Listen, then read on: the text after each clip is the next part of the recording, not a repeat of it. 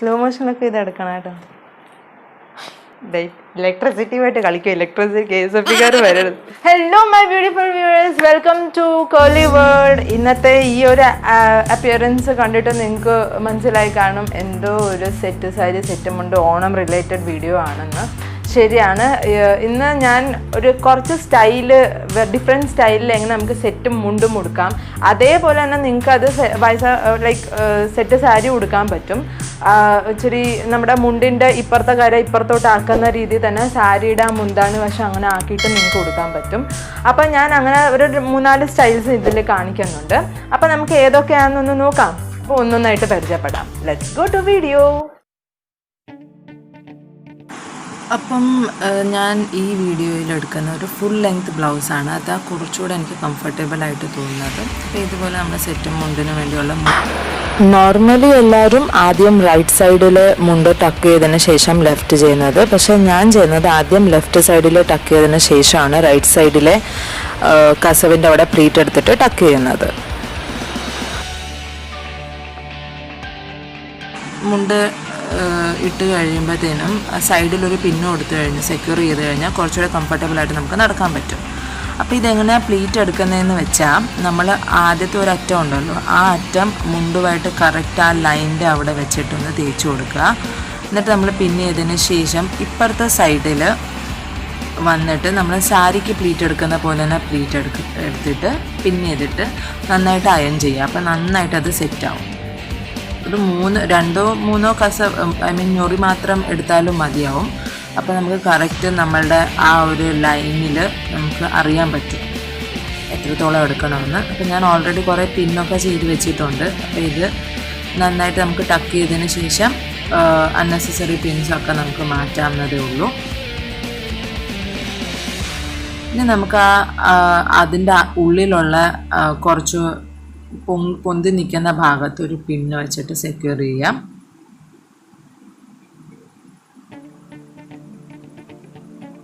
അപ്പോൾ ആദ്യത്തെ ലുക്ക് ഇതാണ്. നമ്മൾ സെറ്റ് ഉടുക്കാതെ മുണ്ടിൽ മാത്രമാണ് ആദ്യത്തെ ലുക്ക് ക്രിയേറ്റ് ചെയ്തിരിക്കുന്നത്.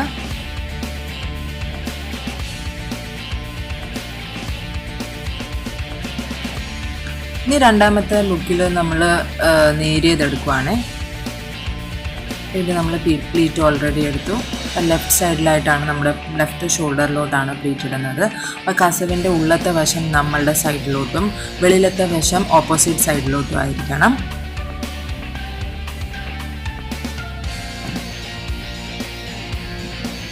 നമുക്ക് ആവശ്യത്തിന് എത്ര മുന്താണി വേണമെന്ന് വെച്ചാൽ അതിനനുസരിച്ച് അവിടെ വെച്ചിട്ട് നമുക്കതൊന്ന് സെക്യൂർ ചെയ്ത് വയ്ക്കാം.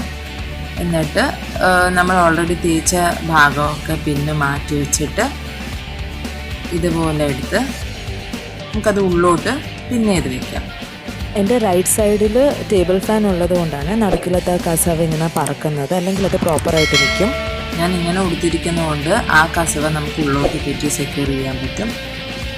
എന്നിട്ട് നമ്മൾ ഇപ്പുറത്തെ സൈഡ് കോർണർ കസവ് നന്നായിട്ടൊന്ന് പിൻ ചെയ്ത് സെറ്റ് ചെയ്ത് വയ്ക്കാം. അപ്പോൾ നമ്മുടെ രണ്ടാമത്തെ ലുക്ക് ഇവിടെ കംപ്ലീറ്റ് ആയിട്ടുണ്ട്. സാധാ ഒരു നോർമൽ ലുക്കാണ് തരുന്നത്. മൂന്നാമത്തെ ലുക്ക് എന്താണെന്ന് വെച്ച് കഴിഞ്ഞാൽ, നമ്മൾ ആ കസവ് ഒന്നുകൂടെ ഒന്ന് സെറ്റാക്കാൻ വേണ്ടി വെച്ചിരുന്ന സ്ഥലത്തിൽ പിന്നൊന്ന് മാറ്റി കഴിയുമ്പം നമ്മളുടെ മറ്റേ കോർണർ സൈഡ് ലൂസായി ഇങ്ങനെ കിട്ടും. ഇതിപ്പോൾ ഫുൾ ലെങ്ത്ത് ബ്ലൗസ് ആകുമ്പോഴത്തേനും നമുക്കിങ്ങനെ കംഫർട്ടബിളായിട്ട് ഈ ഒരു സ്റ്റൈല് ഓപ്റ്റ് ചെയ്യാൻ പറ്റും.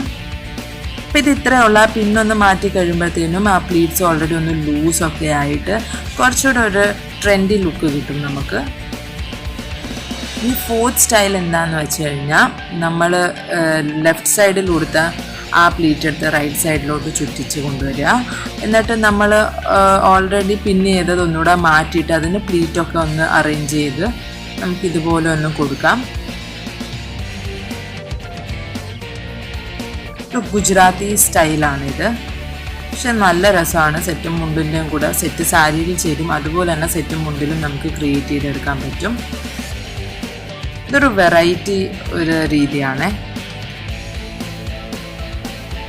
നല്ലൊരു ഭംഗി തന്നെയാണ് ഇങ്ങനെ ഉടുത്തു കഴിഞ്ഞാൽ.